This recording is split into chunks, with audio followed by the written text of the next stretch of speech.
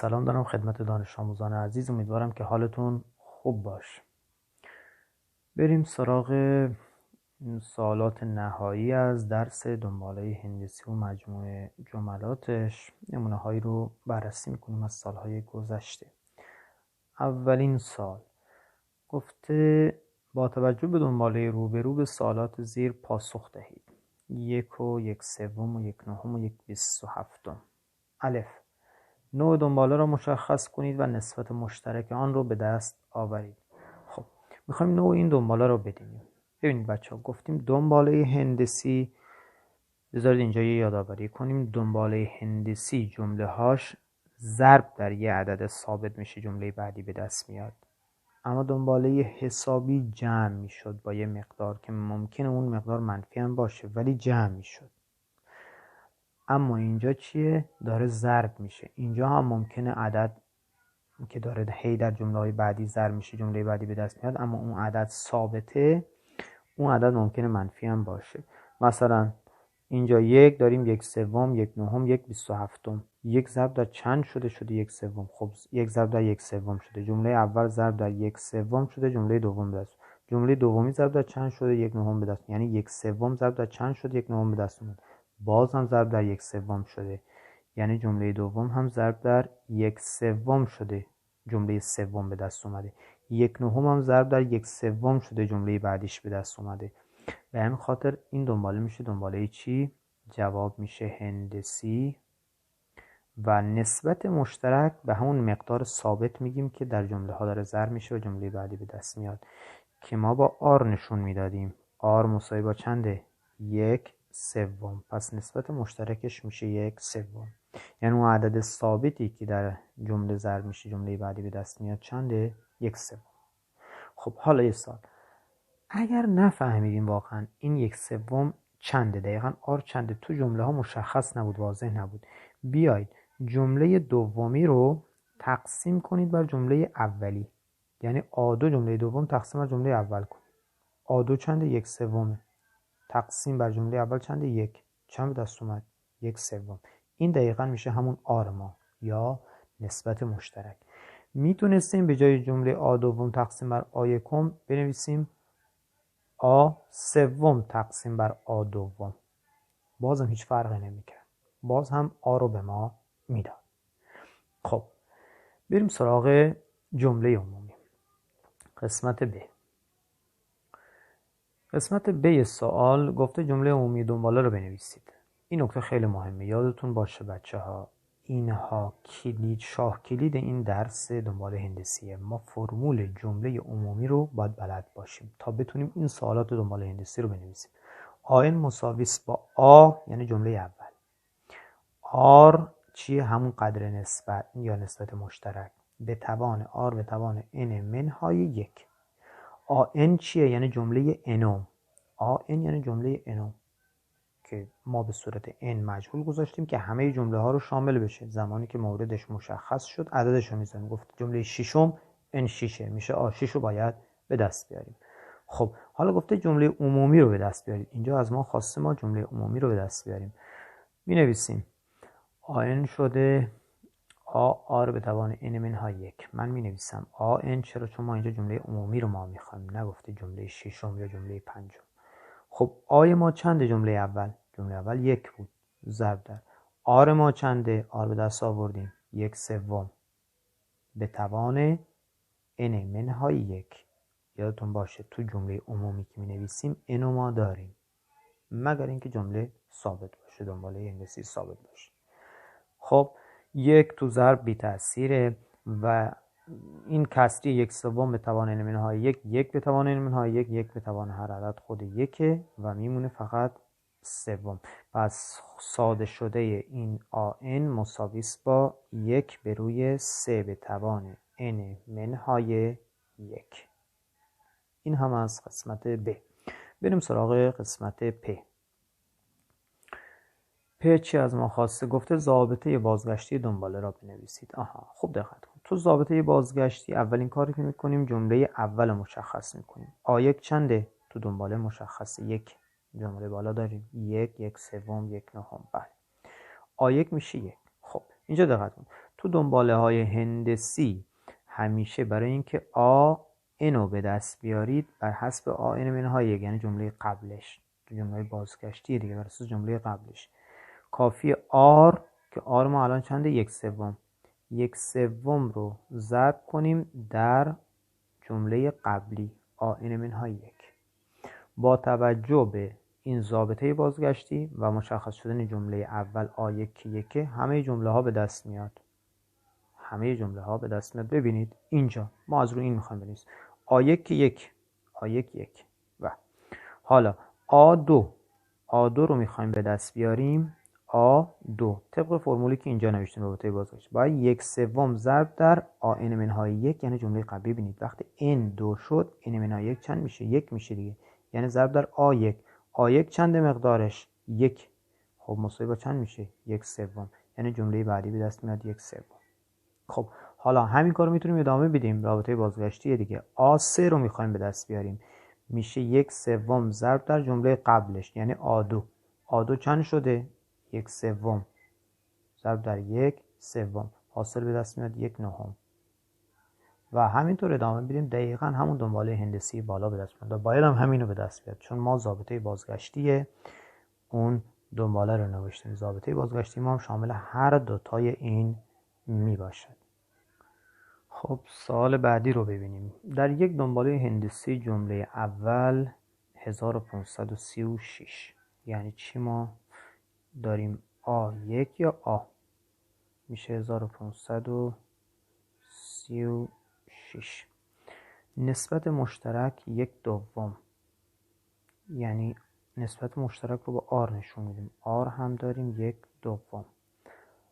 خب الف تعیین کنید چندمین جمله دنباله برابر با 6 می باشد. خب اینجا دقت کنید، ما فرمول جمله عمومی چندمین جمله یعنی آن رو میخوایم به دست بیاریم. آن بشه 6، انمون چنده؟ اگه آن 6 باشه ان چنده؟ یعنی چندمین جمله بوده.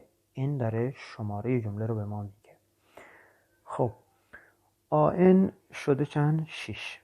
جمله چندم شده 6 میخوایم به دست بیاریم. ما چیزی که از قبل میدونیم اینکه فرمول جمله عمومی چیه؟ فرمول جمله عمومی آ یعنی جمله اول ضرب در آر به توان ان منهای یک.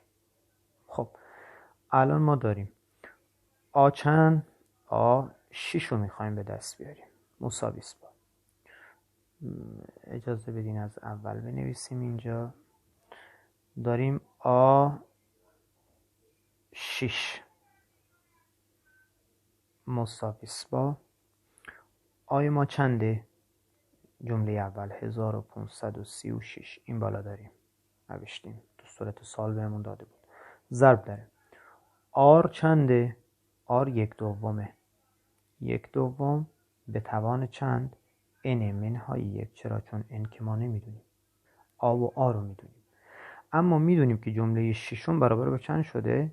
شده برابر با 6. پس این برابر با چنده؟ 6. حالا یه معادله داریم که یه مجهولش هم یعنی n هست. ما یه معادله با یه مجهول میتونیم حل کنیم و اون مجهول رو به دست بیاریم. خب چی کار کنیم؟ اولین کار اینه که ساده کنیم. عدد 6 به 6 میشه 1. 1536 به 6 ساده کنیم چند به دست میاد؟ 256. 256. خب حالا این عبارت رو ساده تر میکنیم. 1 به روی 2 به توان n منهای 1 سمت چپ مساوی است با اونور میشه 1 به روی این 256 میبریم اونور تساوی، پس تو مخرج میشینه 256. خب هر زمان بچه ها به این عبارت رسیدین بین عدد بزرگ یعنی 256 و 2 به توان n منهای 1 این دوتا رو داریم با هم مقایسه میکنیم. 256 هم تجزیه کنید. اگه 256 رو تجزیه کنیم میشه 2 به توان 8. خب حالا ببینید 2 به توان n منهای 1 اینجا داریم 2 به توان 8، پس این دوتا با هم برابرن. 2 به توان n منهای 1 شده 2 به توان 8. بذار من خلاصه رو بنویسم. پس خود n منهای 1 برابر با 8. چرا؟ چون پایه ها برابر 2، اینم برم 2. حالا توانها هم باید با هم برابر باشن تو اعداد تواندار و از روی این به دست میاریم 9. پس n ما شد 9. جواب قسمت الف میشه جمله چندم دنباله برابر 6 شده، می نویسیم نهم. جمله نهم دنباله برابر با 6. خب بریم سراغ قسمت ب. مجموع 10 جمله اول این دنباله را به دست بیارید. مجموع 10 تا جمله اول. مجموع جملات اول رو ما به صورت SN نشون میدیم با SN. SN مساوی است با A ضرب در 1 منهای R به توان N به روی 1 منهای R. این فرمول مجموع n تا جمله اوله، همیشه به خاطر داشته باشین. حالا ما اینجا مساوی است با، برای ما چی رو میخوایم؟ S10 رو میخوایم به دست بیاریم، مجموع 10 تا جمله اول. آی ما جمله اول ما تو سوال نگاه کنیم، جمله اول ما چند بود؟ خب S10 مساوی است با آ. جمله اول ما بود که جمله اولمون مقدارش 1536 ضرب در 1 منهای آر ما بود 1/2 به توان n ما 10. پس به توان 10 مخرج میشه 1 منهای آر، به جای آر میذاریم باز 1/2. خب تا جایی که امکان داره ساده میکنیم. 1 منهای 1/2 که تو مخرج داریم اینجا، این میشه 1/2. اجازه بدین دوباره باز نویسی کنیم. S10 مساوی است با 1536 ضرب در مخرج 1 منهای 1/2 میشه 1/2. اما صورت بذار اینجا ساده شده شو بنویسیم. 1 به توان 10 که میشه 1، اما 2 به توان 10 میشه 1024. حالا صورت چه داریم؟ 1 منهای 1 به روی 1024. مخرج مشترک بگیریم 1024 میشه 1024 منهای 1 یعنی 1023 تو صورتش و مخرجش میشه 1024. ساده میکنیم. دور در دور این کسری دوباره تقسیم بر کسری شده، میتونیم از دور در دور نزدیک در نزدیک استفاده کنیم. اما قبل از اون دور در دور با هر کدوم از نزدیک در نزدیک ساده میشه میتونیم ساده کنیم. یعنی این 2 رو ما میتونیم با 1024 ساده کنیم. 2 به 2 1. 1024 به 2 ساده کنیم میشه 512. درست؟ خب حالا حاصل مساوی است با، من تو صورت 2 تا عدد دارم، مخرج فقط 512 داریم. لذا بنویسیم همینجا، خط نزنیم تا گیج نشین. مخرج الان دور در دور نزدیک در نزدیک ما مخرج فقط 512 داریم. صورت هم 1023 ضرب در 1536 ضرب در 1023 ساده میکنیم به هم. 512 و 1536 به هم ساده میشن. این 512 به 512 میشه 1. 1536 به 512 ساده کنیم میشه 3. پس کافیه 3 رو ضرب در 1023 کنیم و جواب آخر به دست بیاریم 3069. این میشه مجموع 10 جمله اول طبق جاگذاری در فرمولش. خب سوال بعدی رو ببینیم. در دنباله هندسی زیر با فرض نسبت مشترک مثبت آن رو به دست بیارید. سپس جاهای خالی رو پر کنید. خب ببینید جمله اول رو ما داریم. آ چنده؟ 7. پس می نویسیم آمون میشه 7. آ مساوی است با 7. 112 جمله چندم ماست؟ بله به راحتی می بینیم که جمله پنجمی ماست، یعنی آ5 شده چند؟ 112. خب ما میدونیم که جمله عمومی آن فرمولش چی بود؟ آن میشه آ آر به توان n منهای 1. خب آمون چنده الان؟ آ چند رو میخوایم؟ آ5. آ5 یعنی n ما 5. آی ما جمله اول 7 ضرب در آر ما نمیدونیم، n ما ولی میدونیم n چند؟ 5 جمله پنجم دیگه، پس 5 منهای 1. این عبارت برابر با چند میشه؟ جمله پنجم چنده؟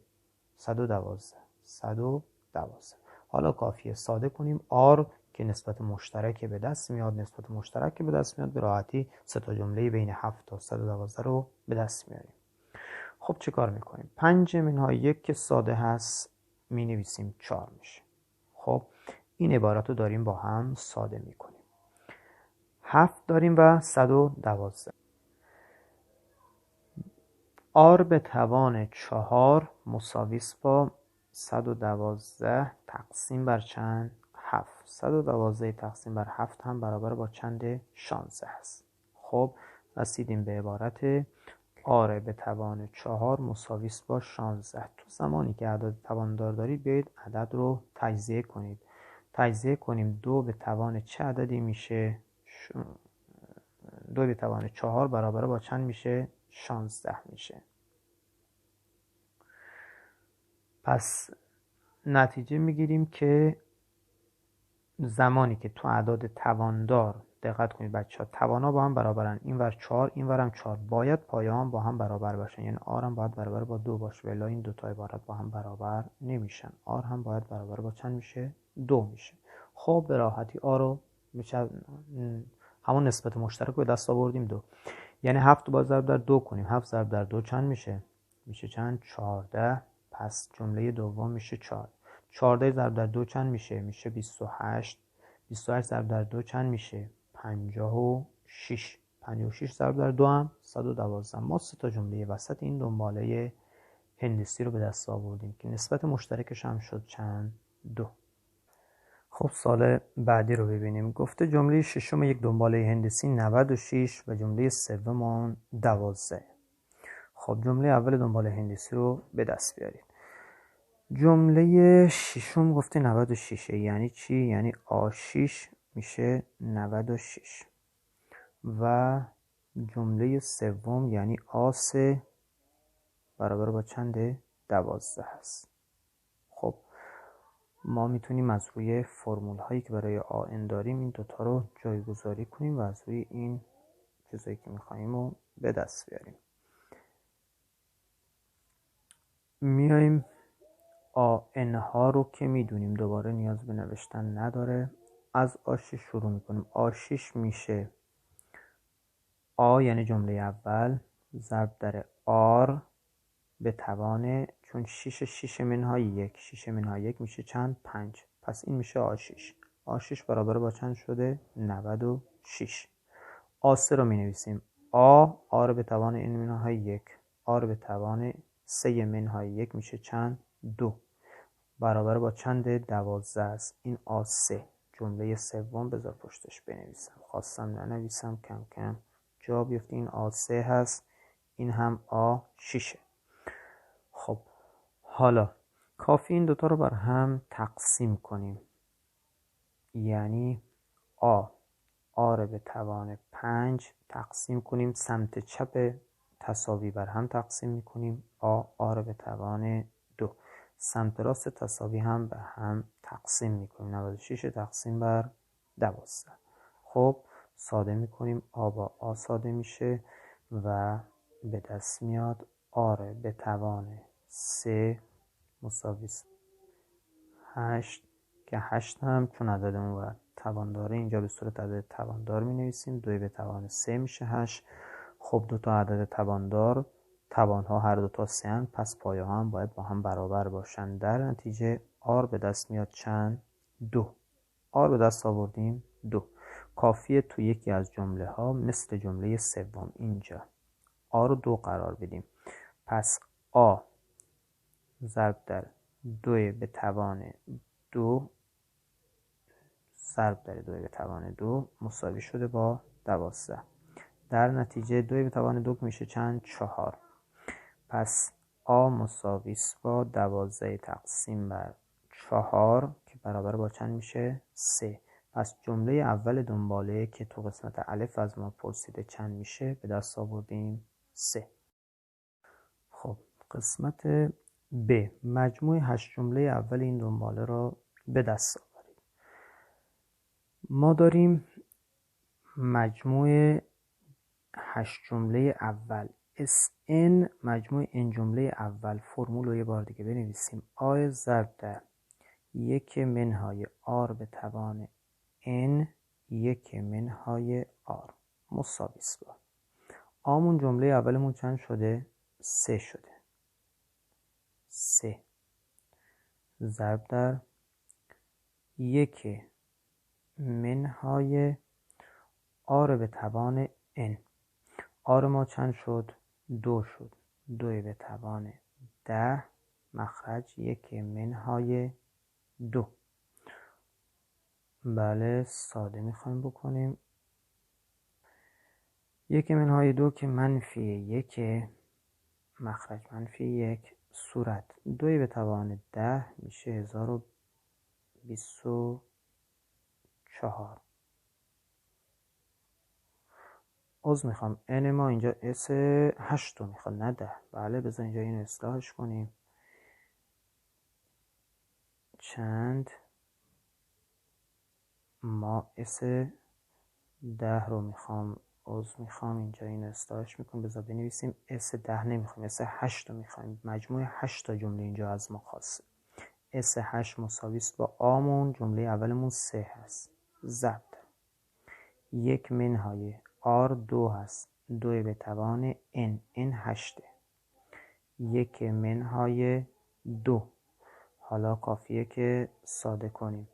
1 منهای 2 میشه منفی 1.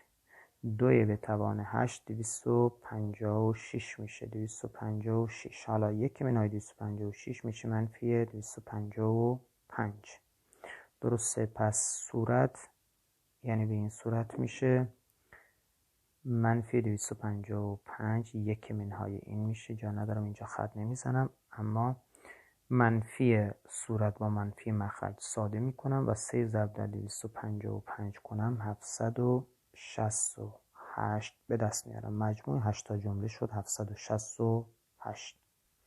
خب آخرین سوال رو ببینیم. اگر x و x به اضافه 2 x به اضافه 5 سه جمله متوالی یک دنباله هندسی باشن مقدار x را بیابید. خب در جملات متوالی دنباله هندسی ما میدونیم که جمله وسط میانگین هندسی دو جمله دو طرفه. یعنی جمله وسطی x به اضافه 2 به توان 2 جمله وسط به توان 2 مساوی است با حاصل ضرب دو تا جمله دو طرف x ضرب در x به اضافه 5. تو دنباله‌های هندسی میتونیم این کارو بکنیم. جمله وسطی به توان 2 برابر است با حاصل ضرب دو تا جمله دو طرف. خب کافیه ساده کنیم و به دست بیاریم. جمله سمت چپ مربع دو جمله است. x2 به اضافه 4 x به اضافه 4 و این x هم تو پرانتز ضرب کنیم. x ضرب در x x2 و x ضرب در 5 میشه 5x. به سادگی x2 ها رو از دو طرف تساوی حذف میکنیم. 4x رو میبرم اونور کنار 5x میشه 5x منهای 4x یعنی x. پس x به دست میاد چند؟ 4. این فقط 4 موند. x رو به دست آوردیم 4. موفق باشیم.